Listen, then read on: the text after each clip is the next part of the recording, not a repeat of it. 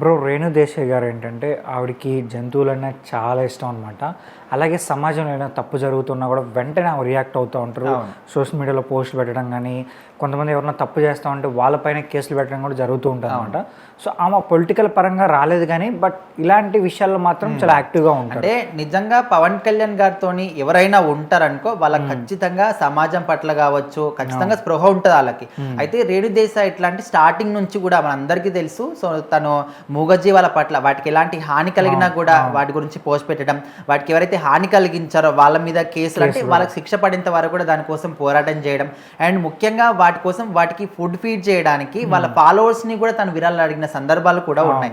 So అదే విధంగా మన సమాజంలో ఇలాంటి తప్పిదాలు జరిగినా కూడా వాటి గురించి కూడా తను వాయిస్ రేజ్ చేసి మాట్లాడుతుంది. అప్పట్లో హెచ్సిఈ గురించి కావచ్చు. సో ఇప్పుడు దేని గురించి మాట్లాడుతుంది అంటే అందరూ కూడా దేశవ్యాప్తంగా పహల్గామ్ ఏరియాలో ఏదైతే ఉగ్రవాద దాడి జరిగిందో సో అక్కడ అమాయకమైన ప్రజలు చనిపోయారు.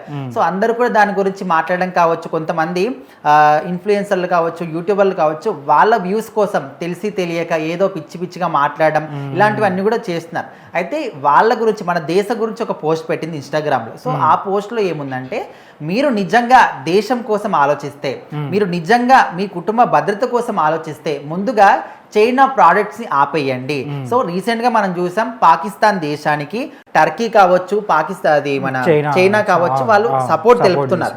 సో అందుకోసమని వాళ్ళు ఏదో మనము చిన్న ప్రోడక్ట్ దగ్గర నుంచి పెద్ద ప్రోడక్ట్ వరకు ప్రతి ఒక్క ప్రోడక్ట్ మీద కూడా మేడ్ ఇన్ చైనా అని క్లియర్ గా కనిపిస్తుంది. సో మీరు నిజంగా దేశభక్తి మీకు ఉంటే, నిజంగా దేశం కోసం ఆలోచిస్తే ముందుగా చైనా ప్రోడక్ట్స్ ని ఆపేయండి. మీరు ఎక్కడికైనా షాపింగ్ వెళ్ళినప్పుడు అది చిన్న వస్తువు కావచ్చు, పెద్ద వస్తువు కావచ్చు, దాని మీద మేడ్ ఇన్ చైనా అని ఉంటే ఖచ్చితంగా దాన్ని తిరస్కరించండి. ఆ ఓనర్కి చెప్పండి, మేము మేడ్ ఇన్ చైనా ఉంటే మేము ఈ ప్రోడక్ట్స్ని తీసుకోమని క్లియర్గా చెప్పి వేరే ప్రోడక్ట్ తీసుకొని రండి. అప్పుడు వాళ్ళు అక్కడ వాళ్ళ హైకమాండ్ వాళ్ళు ఎక్కడి నుంచి వాటిని ఇంపోర్ట్ చేసుకుంటున్నారు వాళ్ళు చెప్పడం, వాళ్ళు అక్కడ చెప్పడం. సో ఈ విధంగా దేశం వరకు వెళ్తుంది. అప్పుడు వాళ్ళకి అర్థమవుతుంది ఇండియా వాళ్ళు తలుచుకుంటే ఏం జరుగుతుంది. సో ఇలాంటి పని చేయండి. అండ్ ఇలా రియాలిటీ షోస్ కానీ టీవీలో వచ్చే పిచ్చి పిచ్చి షోస్ చూసి అండ్ అక్కడ హీరో అది చేస్తున్నాడు ఇది చేస్తున్నాడు నేను కూడా అట్లా చేయాలి, నేను కూడా నరికేయాలి, చంపేయాలి, ఇలాంటివి కాకుండా ఖచ్చితంగా దేశభక్తి కోసం మీరు ఆలోచిస్తే ఇలాంటి పనులు చేయండి.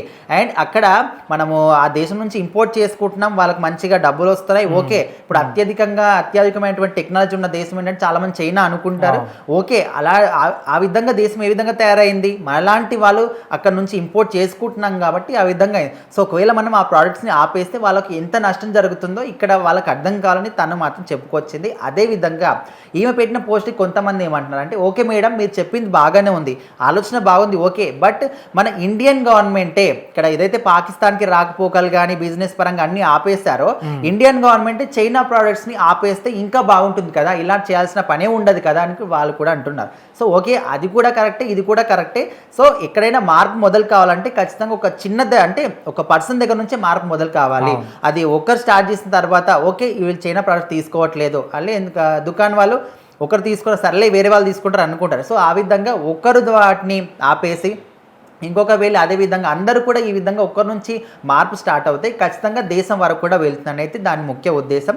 సో మొత్తానికి రేణు దేశాయ్ గారు చేసినటువంటి ఈ పోస్ట్ని చాలామంది రీషేర్ చేయడం కావచ్చు. అండ్ పవన్ కళ్యాణ్ గారి గురించి కూడా ఖచ్చితంగా అందరూ కూడా పవన్ కళ్యాణ్ చుట్టుముట్టు ఉండే వాళ్ళందరూ కూడా దేశం కోసం సమాజం కోసం ఇదే విధంగా ఆలోచిస్తారని మళ్ళీ రీషేర్ చేస్తూ వాటి గురించి మాట్లాడుతూ ఉన్నారు.